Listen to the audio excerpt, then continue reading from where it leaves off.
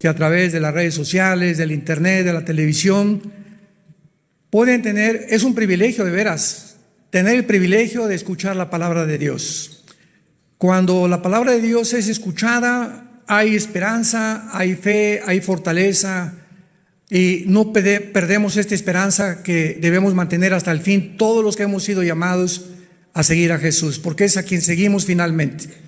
Y nos da mucho gusto continuar con esta serie que iniciamos hace una semana, el falso profeta y la imagen de la bestia. Si quieres tomar nota, esta es la tercera conferencia, se las recomiendo con todo mi corazón. El falso profeta y la imagen de la bestia, porque es un estudio, tal vez hoy lo termine, no sé, hoy y en la otra conferencia, pero es un estudio bastante profundo de la vida del falso profeta, que es un personaje misterioso. Sabemos que el anticristo de dónde va a salir y muchas cosas de él, pero el falso profeta muchas veces lo confundieron que era el Papa, y vamos a demostrarlo que no es el Papa.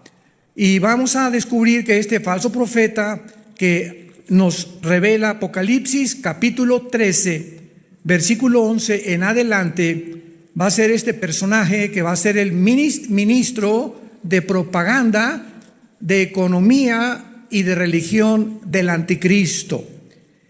Y así, como hay una Trinidad del Padre, el Hijo y el Espíritu Santo, todos ustedes saben que también hay una falsificación de los dones espirituales, de los milagros y de todo lo que Dios haga. Hay una falsificación, porque Satanás es experto en falsificar. Entonces también hay una trinidad diabólica, que es Satanás, el falso profeta Satanás, el anticristo y el falso profeta. Satanás quiere imitar al Padre, el anticristo al Hijo y el falso profeta al Espíritu Santo. Y así como cuando el Espíritu Santo vino al mundo para levantar a Jesucristo, el Hijo de Dios, el falso profeta jugará el papel del Espíritu Santo diabólico, o un espíritu que no va a ser el verdadero Espíritu Santo, para poder engañar al mundo, y él va a ser el papel de levantar la persona del anticristo. Y vamos a darnos cuenta también en este estudio, ¿cuántos creen ustedes que el anticristo va a marcar a la gente con el 666? ¿Cuántos de ustedes lo creen? ¿Nadie levanta la mano? Ya oyeron los otros estudios, ¿verdad? Los que levantaron la mano están reprobados en teología. Porque siempre hemos oído, el anticristo va a mandar a la gente a marcar con el 666, y el que va a mandar a marcar a la gente es el falso profeta. No va a ser el anticristo. Vean cuántos detalles tenemos nosotros que escudriñar las escrituras para poder entenderlo. Esta conferencia se llama El falso profeta y el Papa. El falso profeta y el Papa. Muy bien, una enseñanza popular también que ha cobrado bastante, que se ha propagado y ha cobrado mucha popularidad, es que tal vez el Papa es el falso profeta del cual menciona Apocalipsis capítulo 13 del 11 en adelante. Y esta enseñanza popular de algunos maestros, ¿verdad?, es que el falso profeta será el Papa Francisco, Jorge Mario Bergoglio, que es el actual que está funcionando y ejerciendo el papel del Papa o el jefe de la Iglesia Católica. El Papa Francisco, vamos a aclarar todo esto con muchos detalles. El Papa Francisco actual escogió su nombre del famoso San Francisco de Asís. Sin embargo, Francisco de Asís vivió en el año 1181 a 1226, casi en el siglo X, siglo XI más o menos de la era antes de Cristo. Sin embargo, actualmente el Papa Francisco tiene 85 años de edad, va a cumplir ya 86 años, por lo que no sabemos cuántos años tiene por delante, porque además de esto, él mismo lo ha dicho, que su vida va a ser muy corta y tiene un problema, que no tiene un pulmón. Así que es una persona sumamente hipersensible, ¿verdad?, a las enfermedades. Aun cuando ahorita anda por Irak, tratando, ¿verdad?, de traer la unificación de las religiones con todas las religiones que hay por allá. Increíble que en todas las reuniones donde él se ha visto nunca usa cubrebocas. Veo ahorita todas las fotos de él, ¿verdad?, y toda la gente a su alrededor, y él nunca usa cubrebocas. Bueno, no sabemos por qué, pero por causa de la edad que tiene de 85 años, es poco probable que ni siquiera viva cuando suba al escenario el falso profeta de Apocalipsis capítulo 13. Es muy poco probable. ¿Por qué? Vamos a suponer que la tribulación, suponiendo que comenzara en el año 2022 al 2028.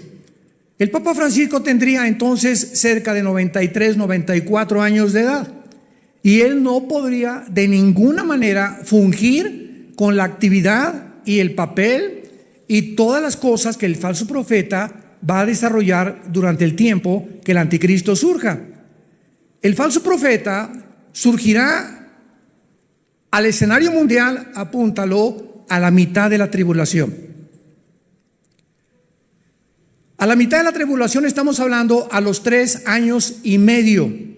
Los primeros 3 años y medio de la tribulación, Apocalipsis 17, es la ramera o el sistema religioso de la ramera, que durante los primeros 3 años y medio va a gobernar y a controlar el mundo. La religión va a volver a tomar otro papel, ahora sí que mayoritario, para poder estar sobre los gobernantes, lo mismo que pasó durante los últimos 18 siglos.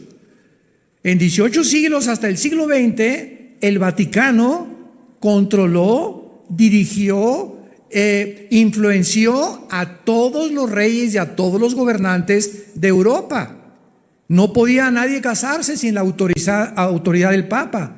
No podía nadie hacer negocios, no podía. Era un control total del Vaticano durante casi 18 siglos de la religión, hasta que en Inglaterra vino la primera rebelión en contra del papado, y el papado ordenó comenzar a perseguir a los que les llamaran protestantes, porque comenzaron a protestar contra el Vaticano, que no era realmente la iglesia cristiana, y los ingleses que se convirtieron a Cristo bajo la predicación sobre todo de Juan Hus, H-U-S-S, busca su vida, es impresionante. ¿Qué hicieron? Se escaparon de Inglaterra y llegaron en el año 1625 a Estados Unidos, que era América del Norte, Estados Unidos, que no estaba todavía ni siquiera colonizado.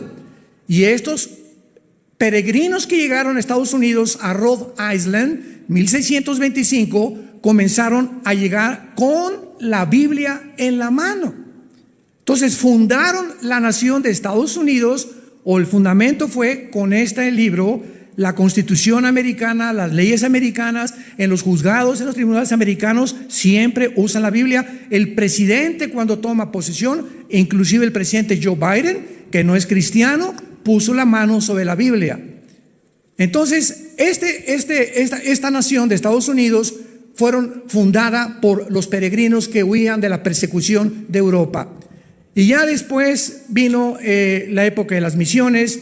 El cristianismo se comenzó a extender. En los años 1700, 1800, los Estados Unidos comenzaron a fundar las 3 universidades más famosas que existen, que son la Universidad de Harvard, Yale y Princeton.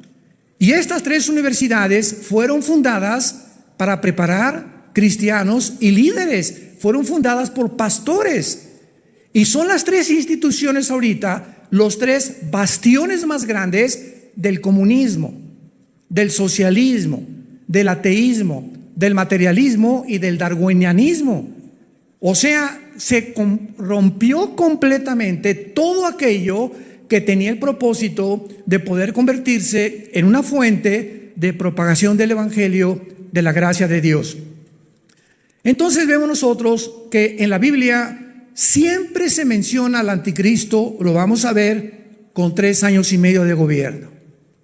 Siempre se menciona al falso profeta con 3 años y medio de gobierno. Y cuando Cristo venga al final de la tribulación, él va junto con el anticristo, al falso profeta, a ser echados en el lago de fuego.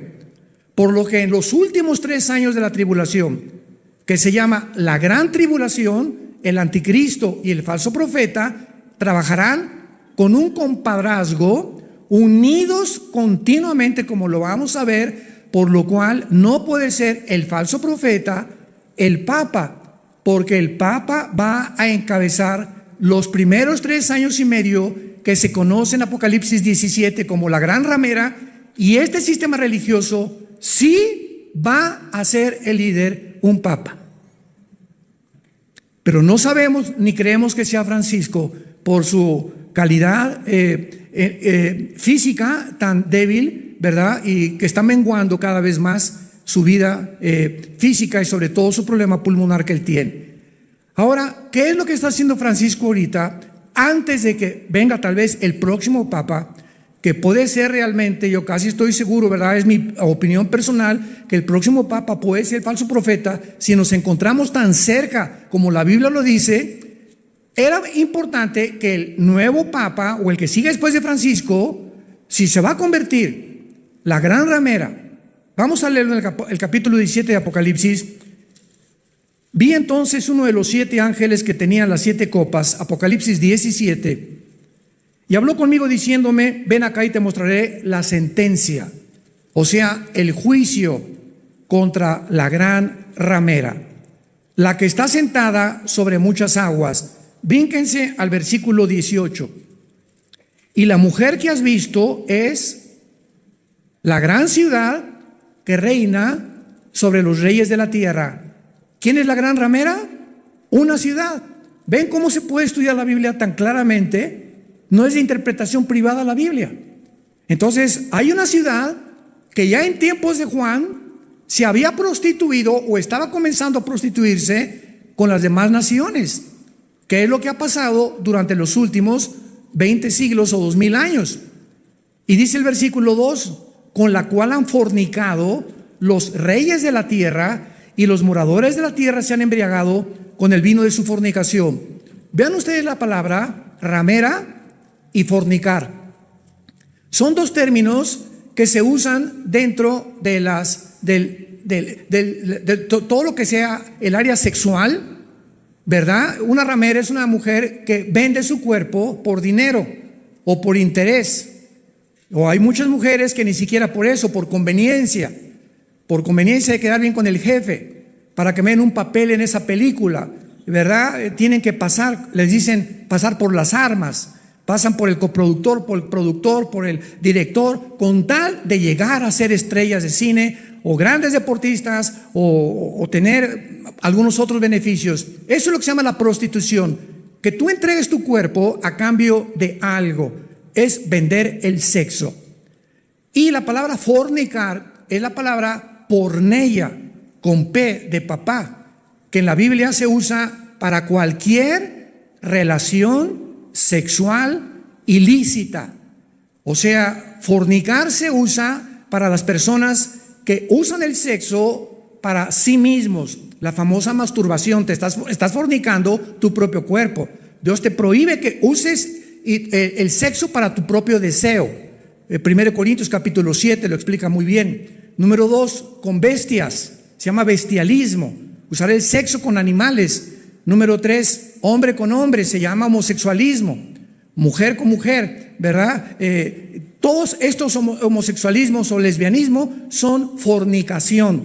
Usar el sexo antes de casarte con tu novia es fornicar. 1 Corintios 6, huyan de la fornicación. Cualquier otro pecado que el hombre cometa está fuera del cuerpo, pero el que fornica está destruyendo, corrompiendo su propio cuerpo, su mente. Todo afecta el pecado sexual. Entonces, cuando la Biblia usa los términos ramera, fornicar, políticamente ya sabemos cómo aplicarlo. ¿Por qué se le llama a esta gran ciudad ramera? Porque por interés comercial y monetario se vendió durante 18 siglos a los reyes de la tierra. Y para poder tener más intereses, el Vaticano se convierte en el centro escúchenme muy bien, el centro de la acumulación de las riquezas más grandes del mundo entero. Las joyas, los diamantes, las esmeraldas, las obras de arte, Michelangelo, Leonardo da Vinci, los cuadros, los Van Goghs, todo lo que tú me quieras mencionar de arte son billones de billones. Cuando vayas a Roma, visita el Vaticano. Y no puedes dar crédito a las riquezas que se encuentran dentro de esa ciudad política. Porque el Vaticano es independiente del gobierno de Italia, es otro estado, con su propio banco, con su propia policía, con sus propias leyes, sus propias disposiciones, y el jefe es el Papa. Y es la única religión, escucha, es la única religión de todas las que existen que tiene un lugar en las Naciones Unidas, porque se considera un estado. Ni el hinduismo, ni el islam, ni el sintoísmo, ninguna religión se considera política, ni tampoco tiene su propia ciudad ni su propio estado. Es la única que existe desde hace 2000 años. Entonces, ¿por qué se le llama ramera? Porque con los reyes se ha vendido. ¿Qué es lo que ha vendido? Los intereses políticos.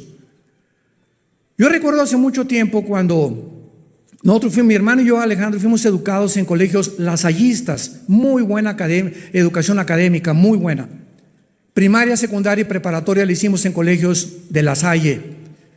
Y recuerdo cuando estaba yo en primaria, vivíamos en Acapulco, en el puerto de Acapulco, que me entró el sentimiento, desde niño yo tuve algo de misticismo y pensaba en los santos. Tenía una tía que me regalaba revistas de los santos, San Felipe de Jesús, que lo mataron en el Japón como mártir, Santa Teresita de Jesús, San Francisco de Asís, etcétera, etcétera.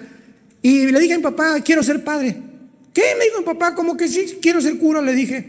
Pues me llevó al seminario, estaba en Acapulco, en la colonia Costa Azul en aquel tiempo, pero cuando una noche nos dice uno de los directores que teníamos que hacer y pensarlo, el voto del celibato sacerdotal.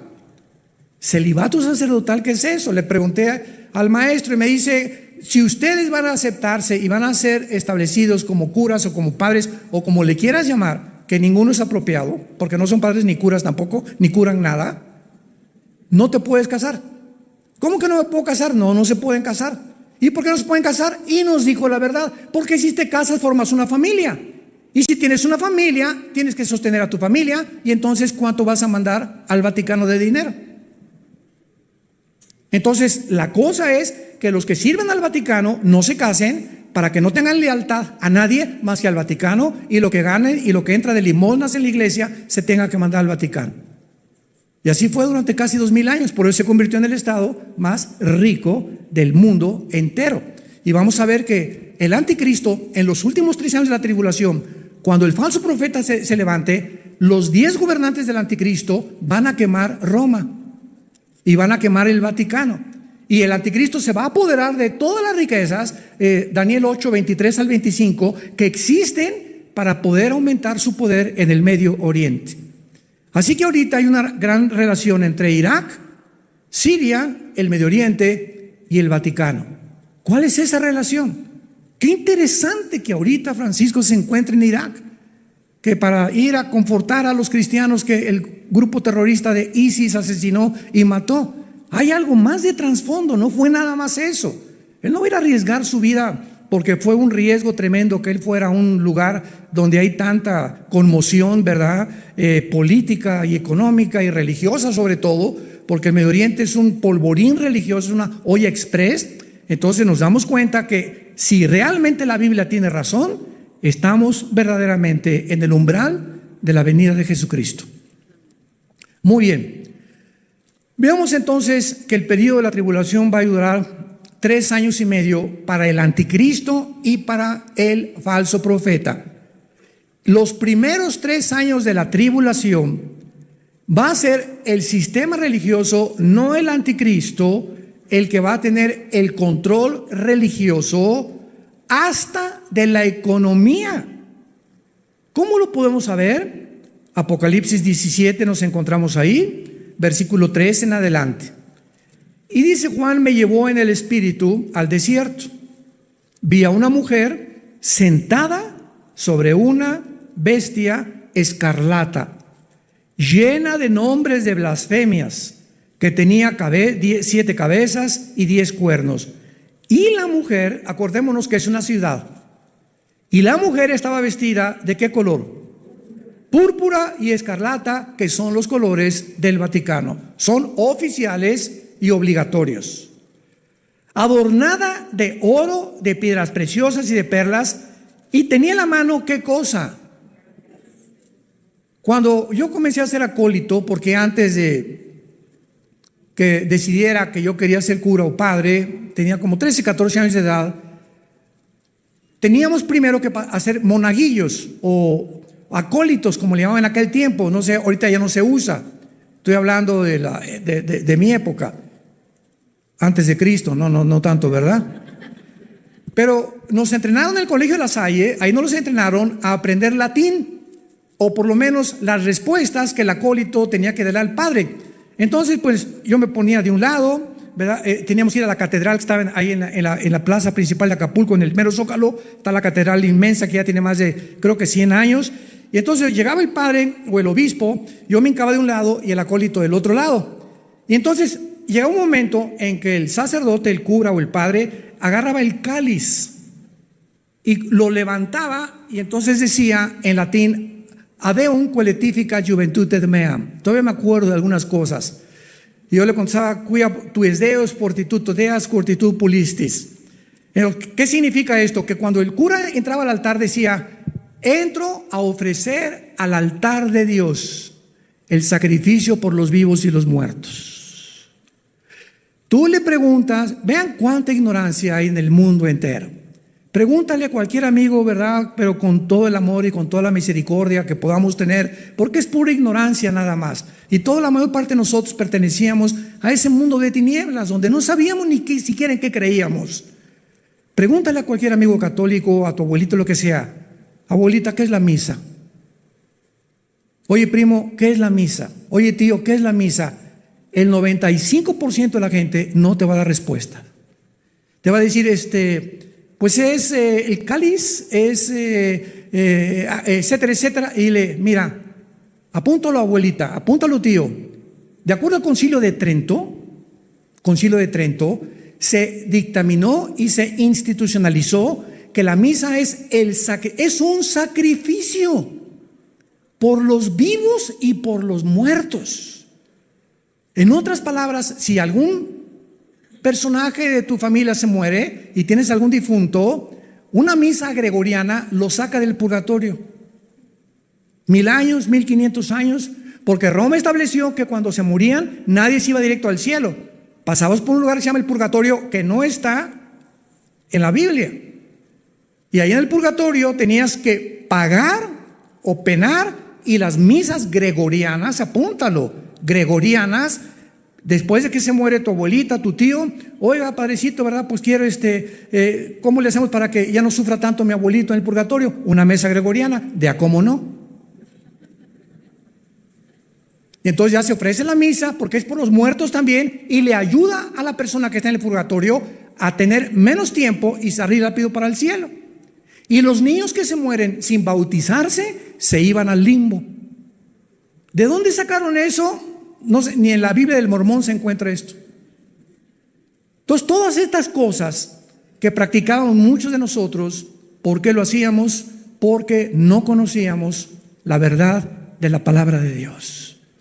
El día que tú conozcas la verdad, Jesús dijo, la verdad te hará libre. ¿Libre de qué? De tradiciones, de religiones, de tantas mentiras, de ateísmo, materialismo, sistemas políticos, ideologías. Cualquier cosa y cualquier persona que no se conforme con las sanas palabras de Jesucristo está completamente del otro lado, pertenece al mundo de las tinieblas.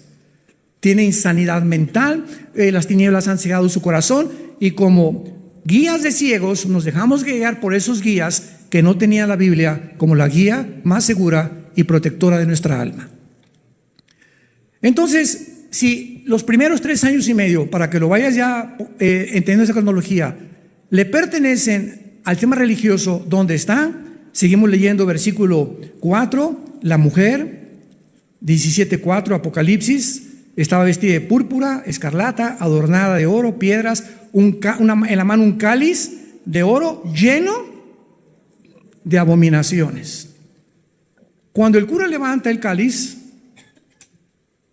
y dice que ese sacrificio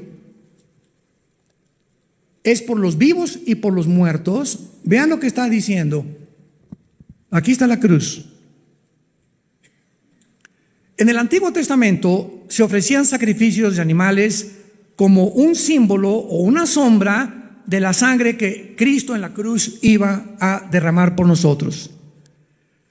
En el momento que Cristo está en la cruz del Calvario, sus últimas palabras fueron las siguientes: Tetelestai, en arameo, que significa consumado es. Desde ese momento en adelante que Jesús dice consumado es, o sea, ya no hay nada que se pueda ofrecer para que una persona entre al cielo. Yo he venido a ofrecerme a todo el mundo porque mi Padre los amó de tal manera que lo que yo he hecho en esta cruz y lo que hice durante mis 3 años y medio de vida es suficiente. No se le puede agregar nada ni se le puede quitar nada. Consumado es. Y de ahí en adelante el sacerdocio levítico, que de la familia de Aarón que Dios estableció, quedó completamente obsoleto y desechado. Y cuando Jesús dijo consumado es, el velo del templo, del tabernáculo, que dividía el lugar santo del lugar santísimo, se rasgó de arriba hacia abajo, dando a entender que era el Espíritu Santo. Hebreos capítulo 8 era el que rompía el velo. Y en ese momento, al romperse el velo, ¿qué indicaba el Espíritu Santo? Dice en Hebreos capítulo 8, indicaba que ahora el camino para entrar a la presencia de Dios, que era el lugar santísimo, no se necesitaba de intercesores. Ya no necesitábamos a ningún santo, ni a San Martín de Porres, ni a San Tadeo, ni a San Francisco de Asís, ni a ninguna virgen, a nadie más que, porque no hay otro nombre dado bajo el cielo a los hombres en que podamos ser salvos que en Jesucristo hombre. Hechos 4:12. 1 Timoteo capítulo 1, porque hay un solo mediador entre Dios y los hombres, uno solo, Jesucristo hombre.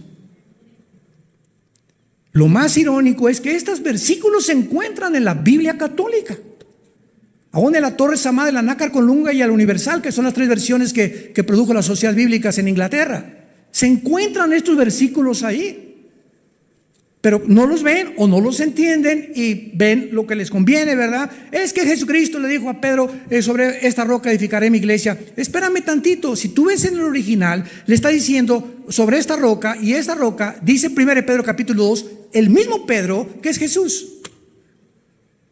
Sobre esta roca, o sea, Jesús estaba diciendo, sobre esta roca soy yo, edificaré mi iglesia.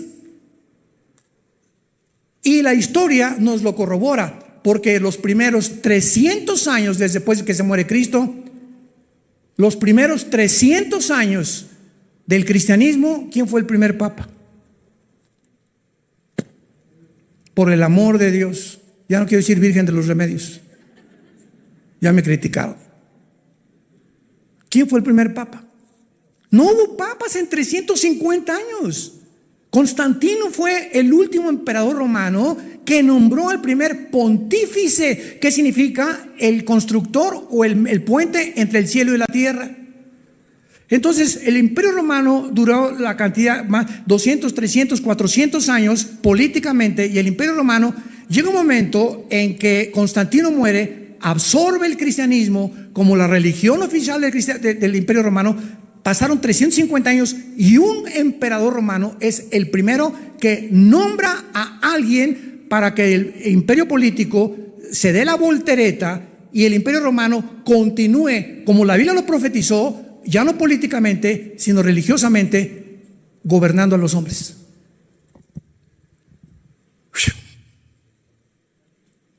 Si realmente Pedro fue el primer papa, ¿quién fue el segundo? Por el amor de Dios, en 350 años no hubo papado. Y esto te lo dice la historia, ni siquiera tienes que venir a la Biblia. Entonces, dice la Biblia, y en su frente, versículo 5, un nombre escrito. Un misterio: Babilonia la grande, la madre de las rameras y de las abominaciones de la tierra. Y di a la mujer, o sea, a esta ciudad, ebria de sangre de los santos. ¿Quién es la única ciudad religiosa y política que ha matado a más cristianos y a más judíos en la historia de hace 2000 años? Roma. Nada más en la Inquisición murieron más de 200 millones de judíos y cristianos porque no aceptaron el decreto: Roma es la única que salva. Cuando un papa manda a los famosos cruzados en contra de Jerusalén para sacar a todos los musulmanes, el genocidio que se hizo en el nombre de Dios, esto es lo más terrible. Cuando alguien dice que es en el nombre de Dios puedes matar y etcétera, etcétera. Mataron a millones de judíos y de musulmanes, y por eso cuando tú le hablas a un judío ahorita, todo tiene una razón. Nos ven a nosotros y dicen: es cristiano.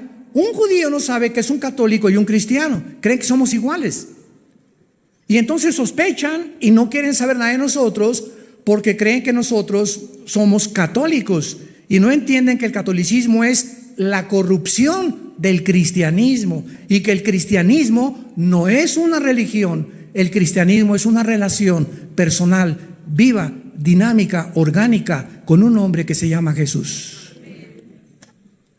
Tú puedes tener una religión y te puedes ir al infierno. Te puedes haber tomado el miércoles de ceniza, puedes ayunar, puedes no comer carne en la cuaresma, te pueden haber bautizado, y tú perteneces a una religión, pero Jesús no está dentro de ti. El que tiene al Hijo, 1 Juan 5-10, tiene la vida. El que no tiene al Hijo, aunque tengas una religión, no eres cristiano, eres religioso. Que fue lo que pasó a Cristo con los fariseos. Los fariseos en el tiempo de Cristo eran los representantes de la religión, y los que eran intocables, etcétera, etcétera. Esta mujer fue cautiva en adulterio. ¿Qué dice la ley, Jesús? A ver, contesta Jesús. La ley dice que la mates a pedradas. Esos eran los fariseos. Eran hombres que muy religiosos, pero por dentro Jesús les llamó sepulcros blanqueados. Con la apariencia de piedad encontramos a millones de personas, pero el corazón de esas personas está podrido. No aman ni a su esposa, ni a sus hijos, ni no tienen compasión por la gente, no dan a la obra de Dios, no tienen una comunicación con Dios, son religiosos. Y Cristo le dijo: el que esté libre de pecado, arroje la primera piedra. Y de ahí en adelante la enseñanza es la siguiente: nunca le pongas el dedo a nadie.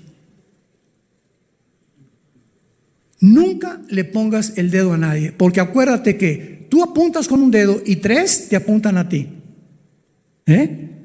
Al decir esto, tú eres un borracho, o tú eres esto, 3 te apuntan a ti. Una cosa es exhortar y otra cosa es condenar.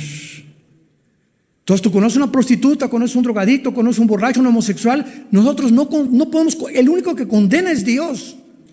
Es la palabra crisis con K en el griego, que se usa para condenación. Pero dice 1 Corintios 2, el espiritual juzga, o sea, discierne todas las cosas, y venimos a ayudar que esa gente que está lastimada y que está herida salga de las tinieblas para que pueda ser sanada. Y ahorita en Estados Unidos prohíben que se les pueda ayudar. La ley de igualdad. Y si un niño a los 6 años la maestra le dice: ¿verdad que tú no eres niña? No, soy niño. Muy bien. Por favor, desde mañana usas el baño de las niñas. ¿Cómo puede un niño menor de 7, 8 años de edad tener conciencia de su genética y de su biología, por el amor de Dios? ¿A dónde va a llegar el mundo? No, pues ahora el que hable contra, no es en contra, estamos tratando de rescatarlos y traerlos y mostrarles que están enfermos en sus mentes y que Dios los quiere sanar, y que mientras tú no aceptes tu genética, que eres macho porque tienes el cromosoma Y, y tú te sientes otra cosa, tu problema no es físico, es mental. Necesitas ayuda. Y Jesús vino por ustedes a morir, por los pecadores, por los homosexuales, por los transgéneros, por las lesbianas. Dios te ama como estás. Y ahora el gobierno quiere protegerte, que no te curen, que no te sanen, que sigas igual, porque ya no les conviene que las familias crezcan, porque quieren reducir la población. Le estoy hablando así. No se imaginan cuántos de las conferencias me han ya censurado. No sé ni por qué sigo ahí. Pero hasta que nos muramos tenemos que levantar la luz y la verdad. Hasta que el Señor venga por nosotros, no podemos callar.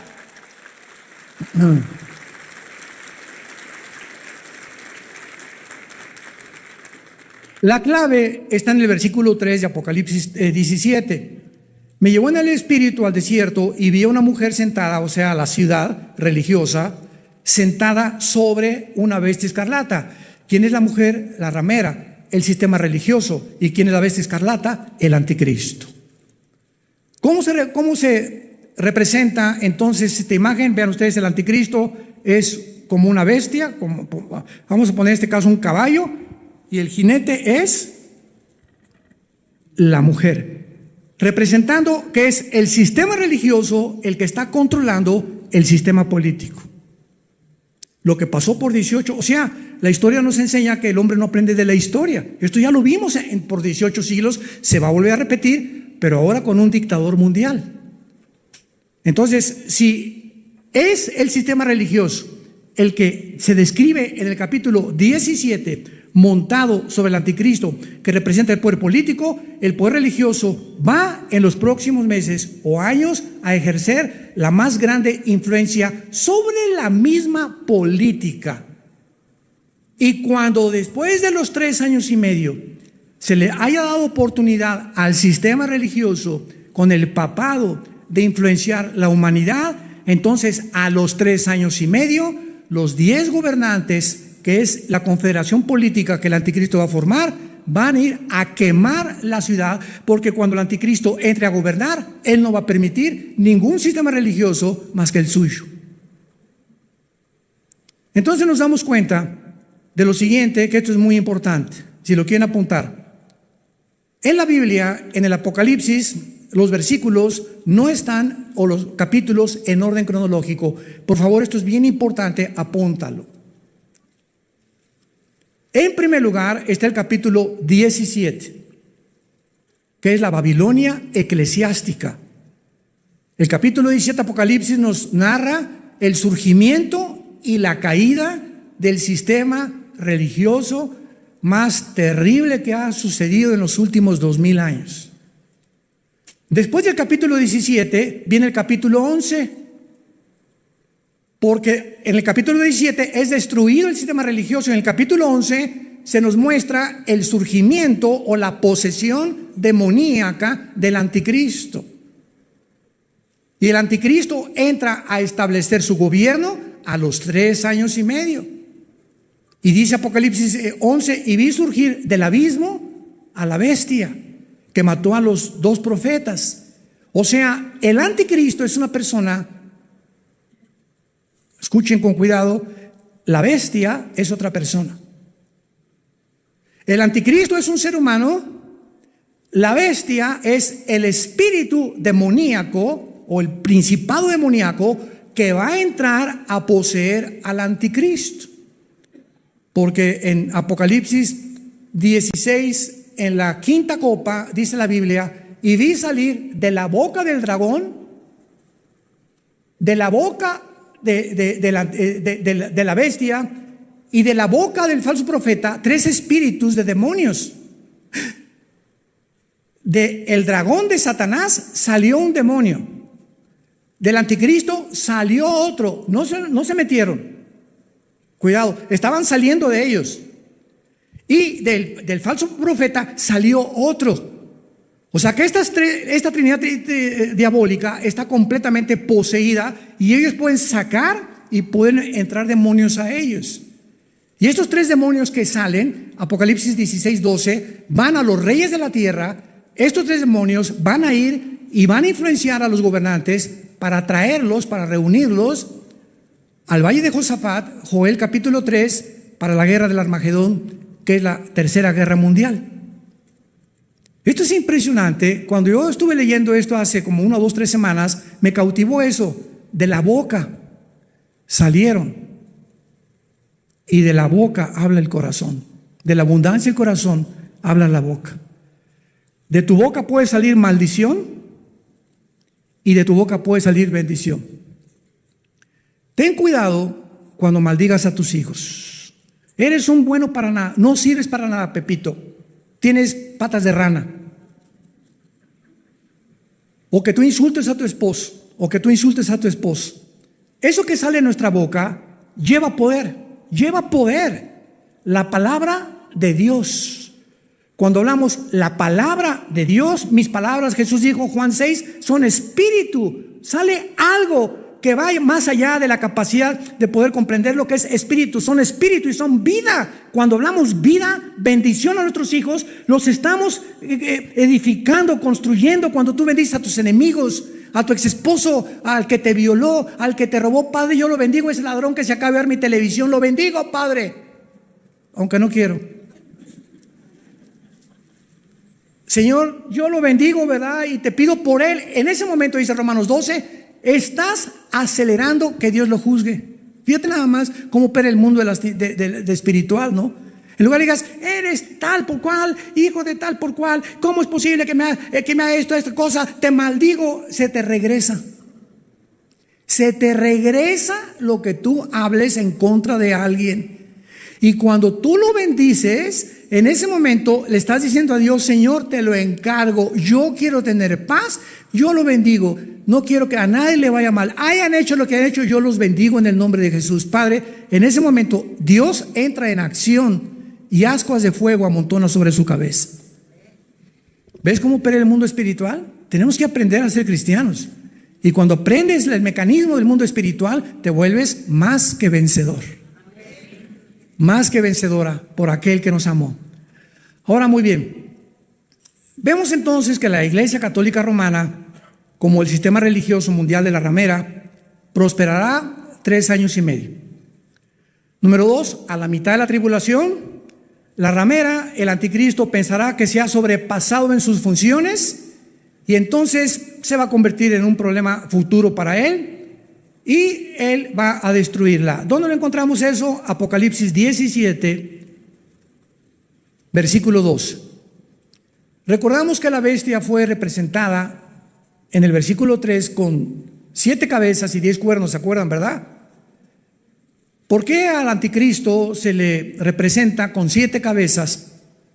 Capítulo 11, capítulo 12, capítulo 13, con 7 cabezas. Porque estas 7 cabezas, lo explica ya en el versículo 10, son 7 reyes. Son 7 gobernantes, 7 imperios que el diablo ha controlado e influenciado. Y vean la claridad de la Biblia. Apocalipsis 17, 10. Expliquemos esto antes de explicar los cuernos. Son 7 reyes, 5 de ellos han caído. ¿Quién escribió el Apocalipsis? ¿Qué imperio estaba en el tiempo de Juan? Roma. A ver, apunta. El primero fue Egipto, Asiria, Babilonia, Medo-Persia y Grecia. ¿Cuáles son los 5 que han caído? Los que acabo de mencionar. Uno es el 6, Roma. Uno es, que es Roma. El otro, o sea, el 6 aún no ha venido, y cuando venga es necesario que dure tiempo, que es el 7. Y este 7 son los 10 cuernos, o la confederación política última que el anticristo va a formar. Y la bestia que era, o sea, nos damos cuenta que el anticristo va a ser un ser humano que van a ser, pero la bestia, el principado demoníaco, los demonios que han entrado a muchas personas en el siglo XXI, poseyeron tal vez a Alejandro el Magno, o a otros pintores, o a otras gentes del pasado, y ellos no mueren. Ellos regresan a seres humanos y se vuelven a meter en esos seres humanos. Entonces la bestia que va a entrar en la persona del anticristo, dice la Biblia, era y no es, y también el octavo, y es de entre los 7 que van a la perdición. El anticristo será el 8º gobernante, y con eso se termina totalmente la historia del ser humano. Pero dice el versículo 12, y los 10 cuernos, el Espíritu Santo nos está explicando todo. ¿Quiénes son los 10 cuernos?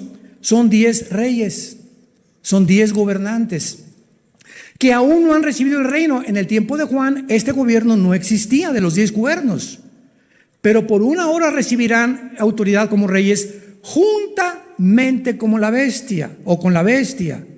O sea que este grupo de 10 naciones o 10 gobernantes aún no están en el mundo ahorita, en el año 2021, el siglo XXI, en el año 2021 en que nos encontramos. Cuando oigamos, pongan atención, en la televisión, en las noticias, se acaba de formar una confederación política, un G10, entre 5 naciones de Europa y 5 del Medio Oriente. Cuando oigamos esto de entre ellos, Daniel capítulo 7, de entre de ellos sale el cuerno pequeño o la bestia.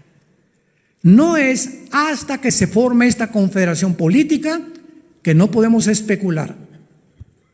El Papa no es el anticristo, ni el príncipe Felipe, ni Obama, ni nadie de los que han dicho, o que Jared Kushner, el yerno de Trump, han sacado tantas cosas, ¿verdad? Especulaciones. No podemos especular hasta que no se forme este G10, porque de entre de ellos surge el anticristo. Y dice el versículo 13, estos, o sea, esta confederación de 10 naciones que se va a unir, tienen el mismo propósito y entregarán su poder y su autoridad a la bestia. O sea, hasta que se conforme esta confederación política, ellos voluntariamente le van a decir al anticristo: quiero que gobiernes sobre todos estos 10 y tú seas la cabeza. Ellos le van a entregar, hasta que sea formada esta confederación, el poder al anticristo. Y dice el versículo 16, que es lo que nos atañe: y los 10 cuernos que visten la bestia, estos aborrecerán ¿a quién? A la ciudad religiosa. La van a aborrecer y la dejarán desolada y desnuda, y devorarán sus carnes y la quemarán con fuego. Es hasta después de los 3 años y medio que, cuando se forma esta confederación, que el anticristo y sus 10 gobernantes asaltan Roma, queman Roma, y el anticristo dice: yo soy el papucho de papuchos. Segunda de Tesalonicenses capítulo 2, versículos 3 y 4. Porque no habrá nadie que pueda decir: yo soy Dios, yo soy el único Dios. Se adjudicará la deidad que la serpiente le prometió a Eva desde el huerto del Edén. No oigas a Dios, no oigas su palabra. Tú puedes ser Dios. Hace muchos años que dediqué bastante parte de nuestro ministerio a combatir el ateísmo. Tuve cantidad de debates en la televisión, en el radio, escuelas, en universidades secundarias, preparatorias, con ateos. Y después de tener tantos debates y eso, uno va teniendo un poco más de municiones, más conocimiento acerca de estas ideologías absurdas. Y cuando pude descubrir que el ateísmo no se puede sostener filosóficamente, escúchame lo que estoy diciendo, el ateísmo es una ideología que no se puede sostener filosóficamente, imposible. O sea, tú no puedes ser ateo y decir que estás filosofando o demostrar que Dios no existe. ¿Por qué? Cuando una persona llegó finalmente y me dijo: yo soy ateo y no tengo a Dios, le dije: eres el más grande mentiroso que he conocido. ¿Por qué? Porque si tú dices que no hay ninguna deidad fuera de ti a la que tienes que obedecer, ¿a quién obedeces? Y me contestó, no tenía otra respuesta: yo pongo mis 10 mandamientos, yo determino lo que es bueno y lo que es malo, yo tengo mi código de conducta, todo lo que yo puedo hacer. Le dije: entonces no eres ateo, tú eres Dios.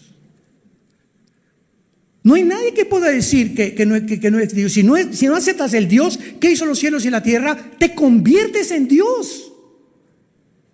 Y esa fue la mentira que Satanás le lanzó a Eva: serás como Dios. Y lo han creído, y han pasado casi ya 6,000 años y el ser humano sigue creyendo que somos dioses. ¿Y dónde nos encontramos? Al borde de la psicopatía, de la patología, de la insanidad mental. A lo que han llegado los gobiernos, a lo que estamos viendo a nuestro alrededor, porque el ser humano sigue creyendo que no necesitamos a Dios. Te damos gracias, Señor, en esta mañana por tu palabra. Gracias por abrirnos los ojos de nuestro entendimiento y hacer que resplandezca en nuestro corazón la iluminación del conocimiento de Dios en la faz de Jesucristo. Porque Dios, que hizo que de las tinieblas resplandeciera la luz, ha hecho resplandecer en todos los seres humanos que le han obedecido, que lo han aceptado como Señor y Salvador, que nazca la luz.